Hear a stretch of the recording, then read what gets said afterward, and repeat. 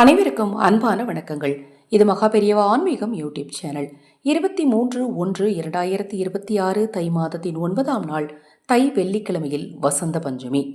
பஞ்சமி வருடத்தில் முக்கியமான பஞ்சமிகளில் பார்த்தீங்கன்னா கருட பஞ்சமி, நாகபஞ்சமி, தனிஷ்டா பஞ்சமி, வசந்த பஞ்சமின்னு முக்கியமான பஞ்சமிகள் இருக்குது. ஒவ்வொரு மாதத்துலேயும் 2 பஞ்சமி வரும். வளர்பிறை பஞ்சமி ஒன்று, தேய்பிறை பஞ்சமி ஒன்று.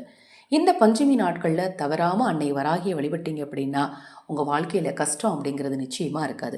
வாழ்வை வளமாக்கக்கூடிய இந்த பஞ்சமி திதியில் உங்கள் குடும்ப உறுப்பினர்களின் பெயருக்கு குங்கும அர்ச்சனை செய்து கொள்ள விரும்பினாலும், உங்கள் தனிப்பட்ட பிரச்சனைகள் எதுவாக இருந்தாலும் சரி, அந்த பிரச்சனைகளுக்கு ஏற்ற முறையான பரிகாரம் செய்து கொள்ள விரும்பினாலும், பூஜை பொருட்கள் வாங்க விரும்பினாலும், அக்ஷய பாத்திரம் உணவளிக்கும் திட்டத்தின் மூலம் ஆதரவற்றவர்களுக்கு உணவளிக்க விரும்பினாலும் 9344692042 இந்த வாட்ஸ்அப் நம்பருக்கு தொடர்பு கொள்ளுங்க.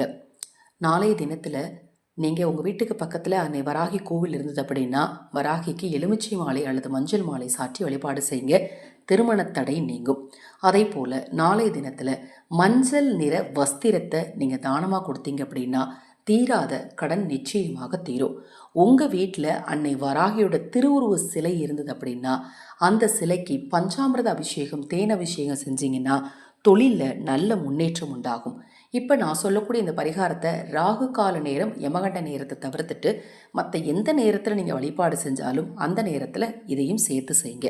நீங்கள் உங்கள் வீட்டில் தேங்காய் தீபம் ஏற்றுபவராக இருந்தாலும் சரி, இல்லைங்க நான் 5 விளக்கு வச்சு தீபம் ஏற்றுவேன், இல்லை நான் ஒரு விளக்குலே 5 திரி போட்டு தீபம் ஏற்றுவேன், இப்போ நான் சொன்ன எந்த முறைப்படி தீபம் ஏற்றுபவராக இருந்தாலும் சரிங்க, நீங்கள் தீபம் ஏற்றுறீங்க இல்லையா, அந்த எண்ணெயோட, அந்த நெய்யோட, எண்ணெய் கொஞ்சம் நெய் கொஞ்சம் சேர்த்து தான் நம்ம தீபம் ஏற்றுவோம். அதோடு சிறிதளவு ஏலக்காய் தூள் சேர்த்துக்கோங்க. ஏலக்காயை நல்லா தூள் செஞ்சு சேர்த்துக்கோங்க. ஏன்னா இந்த வசந்த பஞ்சமி ஸ்ரீ பஞ்சமினும் அழைக்கப்படுது. மகாலட்சுமி தாயாருக்குரிய ஸ்ரீ பஞ்சமினும் அழைக்கப்படுது.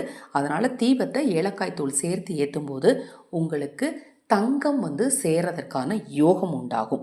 இப்போ நான் சொல்லக்கூடிய பரிகாரத்துக்கு தேவையான முதல் பொருள் கற்பூரவள்ளி இலை. அடுத்தது 5 கிராம்பு மகாலட்சுமி தாயார் வசியம் செய்யக்கூடிய ஒரு பொருள்.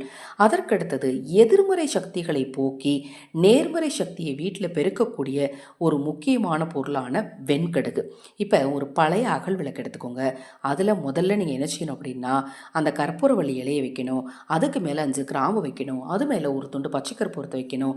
அதில் கொஞ்சமாக வெண்கடுகு போட்டு அந்த கற்பூரத்தை பொருத்தி அன்னை வராகிக்கு முதல்ல 3 தடவை வலமிருந்து இடம் 3 முறை, இடமிருந்து வளம் 3 முறை காட்டிட்டு அதை முதல்ல பூஜையில் வச்சுட்டு உங்கள் வேண்டுதல் பிரார்த்தனை என்னவோ அதை மனதார வேண்டிக்கோங்க. அதன் பிறகு அந்த பகல் விளக்கை கொண்டு உங்கள் வீட்டுடைய நடு வீட்டில் வச்சுட்டு வீட்டில் இருக்கக்கூடிய எல்லாரும் ஒரே இடத்துல உட்காந்து உங்களுக்கு இருக்கக்கூடிய பிரச்சனைகள்லாம் தீரணும், குடும்ப மகிழ்ச்சியோடு சந்தோஷமாக இருக்கணும்னு சொல்லி வேண்டிக்கோங்க.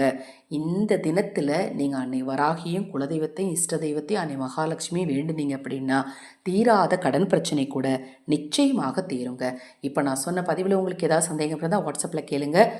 அது போக இப்போ நான் பூர்த்தி முடிச்சிட்டேங்க, அந்த மீதி இருக்கக்கூடியது என்ன செய்யணும் அப்படிங்கிற கேள்வி தான் முதல்ல கேட்பீங்க. அதை கால்படாத இடத்துல அப்புறப்படுத்திடுங்க. அது மாதிரி உங்களுக்கு நேரம் கிடைக்கும் போது நம்முடைய epic talks Tamil YouTube channel subscribe பண்ணிக்கோங்க. அந்த சேனலையும் பாருங்கள்.